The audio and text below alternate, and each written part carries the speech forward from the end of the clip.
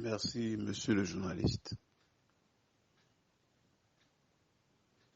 Effectivement, le président de la République a invité toutes les confédérations syndicales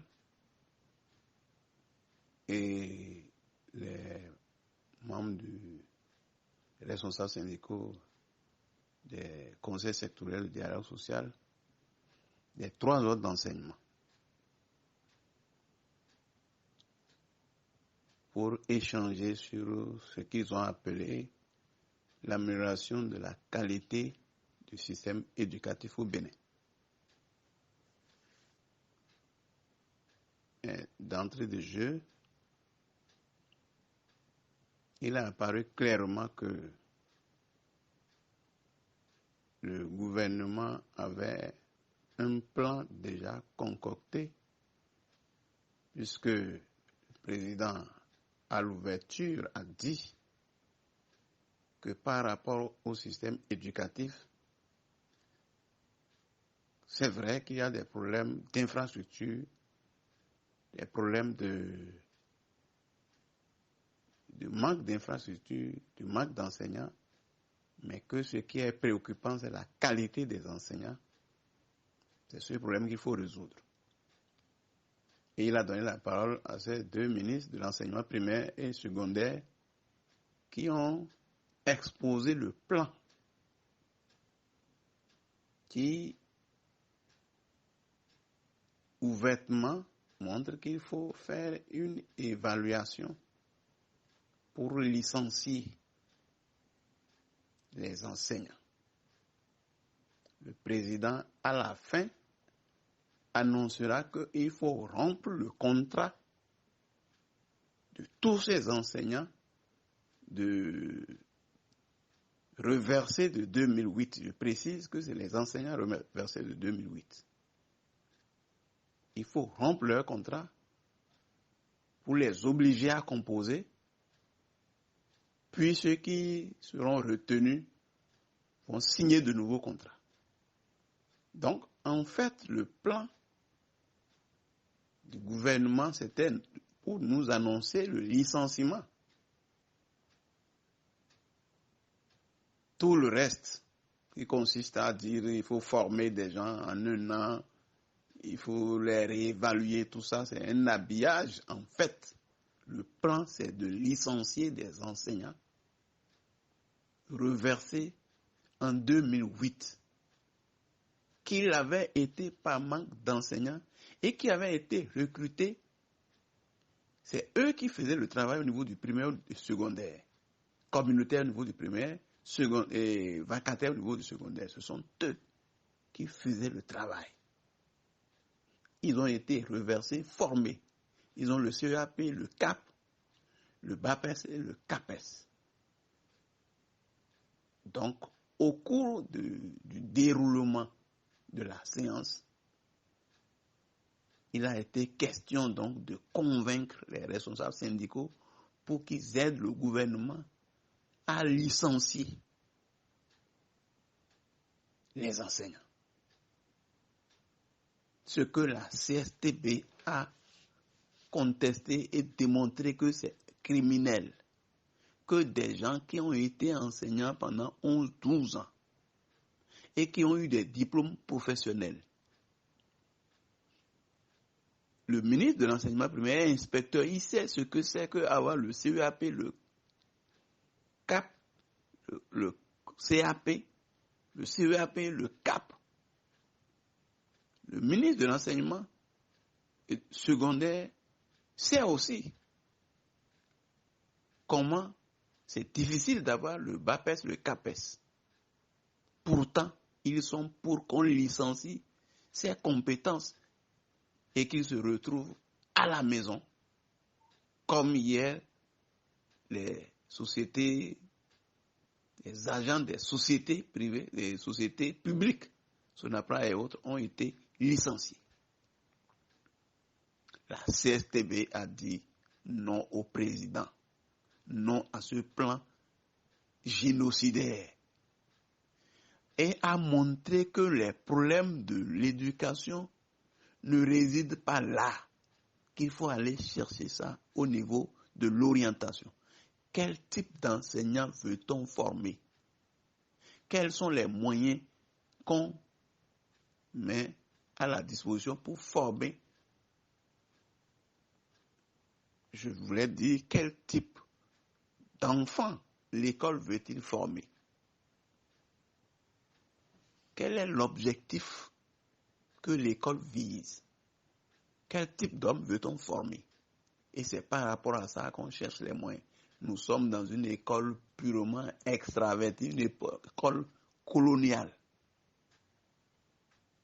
Nous avons fait des forums. La CSTB s'est toujours battue contre les programmes extravertis. Contre les nouveaux programmes, nous avons marché, nous avons fait des séminaires et on a pu obtenir l'organisation du forum sur l'éducation en 2007, où les conclusions n'ont même pas été exploitées. Nous nous sommes battus pour que l'instruction se fasse dans nos langues maternelles. Parce que l'UNESCO, qui était présent à ce forum, nous a montré qu'on ne peut pas se développer dans une langue étrangère. Un autre forum a été organisé encore en 2014. La CSTB s'est toujours intéressée à l'orientation, aux objectifs. C'est l'approche systémique qu'il faut. Ce n'est pas des trucs parcellaires. Voilà, en fait, ce qui s'est passé. C'est pour annoncer des mesures graves, des mesures qui enterrent l'école.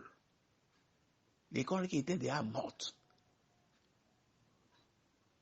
Nous avons profité de l'occasion pour rappeler que les communautaires qui étaient sans salaire, les éducateurs et éducatrices qui étaient sans salaire, nous nous attendions à cela. Le président de la République avait promis qu'avant le 15 janvier 2019, une solution définitive serait trouvée. Jusqu'aujourd'hui, ces gens sont toujours sans salaire.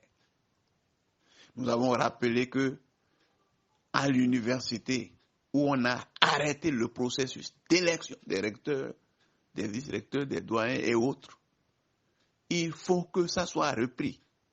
Ça devait être même généralisé. Parce que la démocratisation de l'université a commencé il y a longtemps, et ce n'est pas seulement au Bénin. Nous n'avons pas aussi raté l'occasion pour montrer que les revendications des travailleurs de notre pays doivent être satisfaites. Les revendications sont restées en rade, au nombre desquelles les revendications matérielles et les questions liées aux lois scélérates, les lois sur la loi de droit de grève, les contrats à durée indéterminée et les licenciements abusifs. Sans oublier le code pénal qui crée ce qu'ils appellent les attroupements non armés. C'est-à-dire même 2 ou 3 personnes se retrouvent dans notre pays en train d'échanger, on peut les arrêter pour attroupement non armé susceptible de troubler l'ordre public. C'est très grave. Nous sommes dans quel état? J'ai rappelé au président qu'il met notre pays dans un état de guerre. C'est mauvais. Et il faut libérer les prisonniers politiques, Laurent Météon et les autres. Et il faut créer des conditions pour que les exilés reviennent. Lui-même a dit, le président a dit, on va voir. Or, il n'est pas question de on va voir. Il faut régler ces problèmes-là. Le pays est devenu un pays en danger. Tout le monde nous regarde à l'extérieur. On n'a plus d'image. On a le Bénin a un mauvais visage. Lorsque nous sortons, nous avons honte. Donc voilà en fait ce qui s'est passé véritablement avec les enseignants que le gouvernement a dépensé des millions à former. Formation diplômante et autres. Les enseignants eux-mêmes ont dépensé pour former. Tous ceux-là, on veut les mettre dehors. On veut créer encore une psychose. On veut créer des conditions draconiennes qui vont ensevelir l'école. La CSTB, en tout cas, a dit clairement non à cela. L'évaluation se fait en situation d'un enseignant, se fait en situation de classe. Les conseillers pédagogiques, les inspecteurs font l'évaluation et font des rapports pour voir comment accompagner les enseignants. On ne peut pas mettre les enseignants sur table pour leur dire de composer. Ou un enseignant d'1 ou 2 ans d'ancienneté va composer la même épreuve avec quelqu'un qui a fait 30 ans. Non. C'est certainement un plan pour chasser les enseignants et recruter les militants politiques. Sinon, ça ne se comprend pas. Donc, les travailleurs doivent savoir qu'ils doivent poursuivre la lutte pour la satisfaction de leurs revendications. Tout le monde doit dire non à une telle évaluation. Et parents d'élèves, et élèves, et enseignants, tous les acteurs de l'école doivent savoir que c'est